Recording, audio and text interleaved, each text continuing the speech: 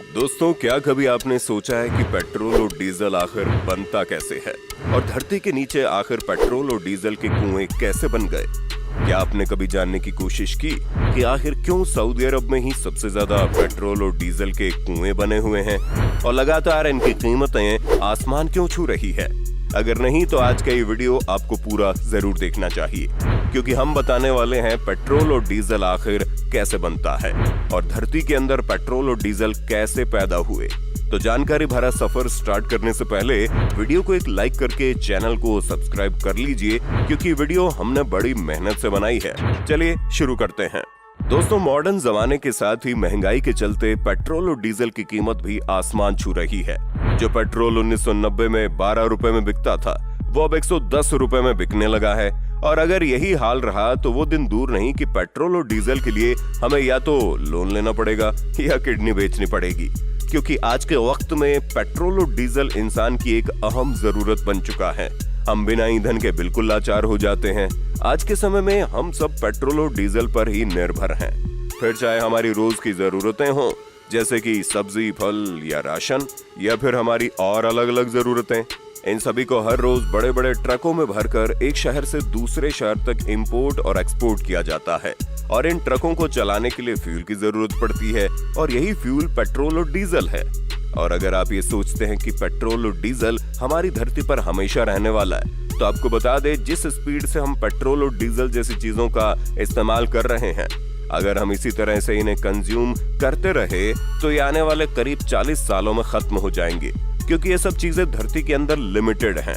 और जैसे जैसे पेट्रोल और डीजल खत्म होता जाएगा, वैसे वैसे इनके दाम लगातार बढ़ते जाएंगे। और जब ईंधन के दाम बढ़ते हैं तो इसके साथ साथ सभी महंगाई भी बढ़ जाती है और हम पूरी तरह से इन्हीं रिसोर्सेस पर निर्भर हैं।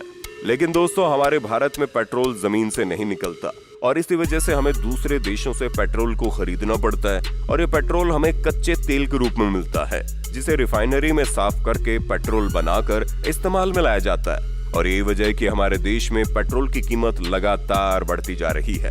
वहीं सऊदी अरब और खाड़ी देशों में जहां पर पेट्रोल के कुएं मौजूद है, वहां तेल पानी से भी सस्ता है और कौड़ियों के दाम में बिकता है। लेकिन आखिर ये पेट्रोल और डीजल बनता कैसे है और ये जमीन के अंदर आया कैसे? तो दोस्तों, आज से हजारों लाखों साल पहले जब हमारी धरती पर डायनासोर का अंत हुआ था, तो उसके बाद कई बार धरती की टेक्टोनिक प्लेट्स में हलचल हुई, जिस वजह से हजारों लाखों पेड़ पौधे, जीव जंतु धरती की चट्टानों के अंदर दब गए।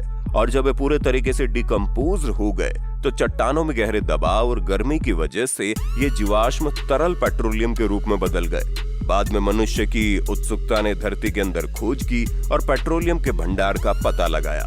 लेकिन अगर आपको ऐसा लगता है कि धरती को खोदकर सीधे पानी के कुएं की तरह पेट्रोल निकाला जा सकता है, तो ये आपकी गलतफहमी है, क्योंकि हमें धरती के अंदर पेट्रोल एक काले और गाढ़े तरल पदार्थ के रूप में मिलता है, जिसे पेट्रोलियम कहते हैं। ये अपनी प्योर फॉर्म में नहीं होता। पेट्रोलियम को हम क्रूड ऑयल या कच्चा तेल भी कहते हैं, लेकिन पेट्रोलियम पेट्रोल नहीं है, बल्कि पेट्रोलियम से डीजल, पेट्रोल, केरोसिन जैसी कई सारी चीजें बनाई जाती है।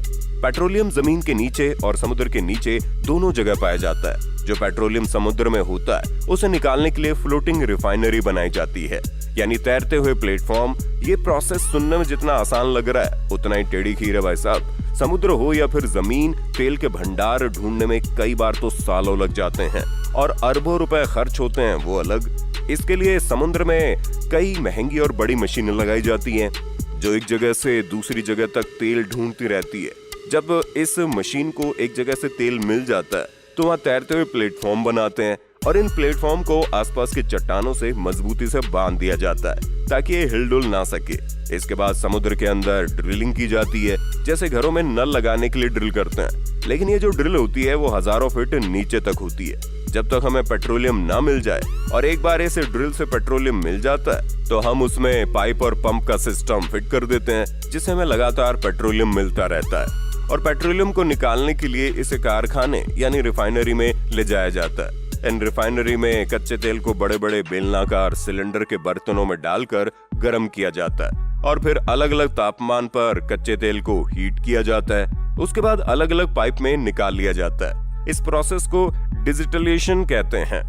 जिसमें पेट्रोलियम से पेट्रोल डीजल को अलग करने के लिए इन्हें इनके अलग अलग बॉइलिंग पॉइंट पर उबाला जाता है और कोई भी चीज उबलने के बाद लिक्विड स्टीम से गैस स्टीम में कन्वर्ट हो जाती है, यानी भाप में बदल जाती है। डिस्टिलेशन को समझने के लिए आप एक छोटा सा एक्सपेरिमेंट कर सकते हैं। मान लो आपका कोई टीचर आपको एक गिलास पानी में नमक घोल कर दे और आपसे कहे कि नमक और पानी को अलग अलग करो, तो आप क्या करेंगे?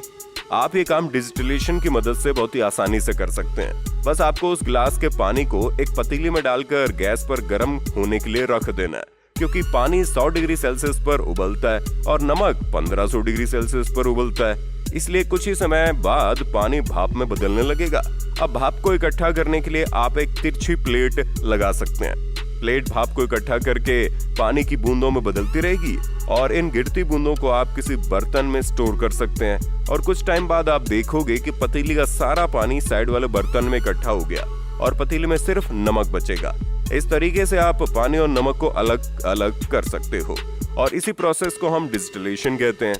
दोस्तों, जिस तरह से पानी का बॉइलिंग पॉइंट 100 डिग्री सेल्सियस होता है, इसी तरह पेट्रोल डीजल का बॉइलिंग पॉइंट भी अलग अलग होता है। इसीलिए इसे अलग अलग तापमान पर गर्म किया जाता है, क्योंकि इस कच्चे तेल में केरोसिन ऑयल और पेट्रोल डीजल होते हैं। तो जैसे जैसे हम पेट्रोलियम को उबालते हैं तो कच्चा तेल भाप बनने लगता है। इसे ऐसे समझिए कि डीजल को पाने के लिए 260 डिग्री तक कच्चे तेल को उबाला जाता है। वहीं 180 डिग्री सेल्सियस पर केरोसिन यानी मिट्टी का तेल मिलता है, 110 डिग्री पर पेट्रोल मिलता है। इसके अलावा कच्चे तेल से मोम, ग्लिसरीन, पैराफिन वैक्स और डामर भी निकलती है और इसी तरह एक कॉम्प्लेक्स प्रोसेस से पेट्रोल, डीजल और केरोसिन ऑयल जैसी चीजें हमें मिल जाती हैं।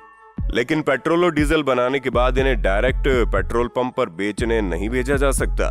पहले इनकी टेस्टिंग होती है कि हमें वास्तव में कितना ज्यादा ऑक्टाइन का पेट्रोल मिला है और जितना ज्यादा ऑक्टाइन होता है उतना ही ज्यादा महंगा और अच्छा तेल माना जाता है। इसके बाद इसे टैंकर में भरकर ट्रांसपोर्ट किया जाता है और इस पूरे प्रोसेस में बहुत ज्यादा खर्चा होता है। ये वजह है कि पेट्रोल डीजल की कीमतें सोने के बराबर होती जा रही है। पहला रीजन तो यह है कि पेट्रोलियम निकालने का प्रोसेस यानी डिस्टिलेशन बहुत खर्चीला है, जिस वजह से इनकी कीमत भी अलग अलग होती है और जिन देशों के पास अपने ऑयल रिजर्व होते हैं उन्हें ये सस्ते पड़ते हैं और हमारे भारत जैसे देश जिसके पास रिजर्व नहीं होते उन्हें महंगे पड़ते हैं। वहीं मैन्युफैक्चरिंग के साथ साथ स्टेट और सेंट्रल गवर्नमेंट इस पर टैक्स भी खूब लगाती है, इसीलिए डीजल और पेट्रोल की कीमत काफी ज्यादा हो जाती है और इंडियन ऑयल और रिलायंस जैसी कंपनियां पेट्रोल और डीजल के लिए अरबों रुपए खर्च करती है, तब कहीं जाकर पेट्रोल से हमारी गाड़ी चल पाती है। लेकिन दोस्तों, हमारा ये भी समझना जरूरी है कि पेट्रोल और डीजल का एक बार इस्तेमाल होने के बाद इन्हें दोबारा रिसाइकिल नहीं किया जा सकता, यानी कि ये सिर्फ एक बार इस्तेमाल होने वाली चीज है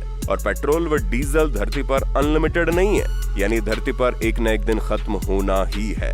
और इसी वजह से अब इलेक्ट्रिक गाड़ियां बनाई जा रही है, जिससे आने वाले टाइम में जब पेट्रोल और डीजल जैसी चीजें खत्म हो जाएंगी तब भी हमारा काम चलता रहे और हम सिर्फ पेट्रोल और डीजल पर निर्भर ना रहें। तो दोस्तों, उम्मीद है आज की वीडियो आपको पसंद आई होगी। वीडियो कैसे लगी हमें कमेंट करके बताइएगा और ज्यादा से ज्यादा लोगों तक वीडियो को शेयर करना और साथ ही चैनल को सब्सक्राइब करना बिल्कुल मत भूलना।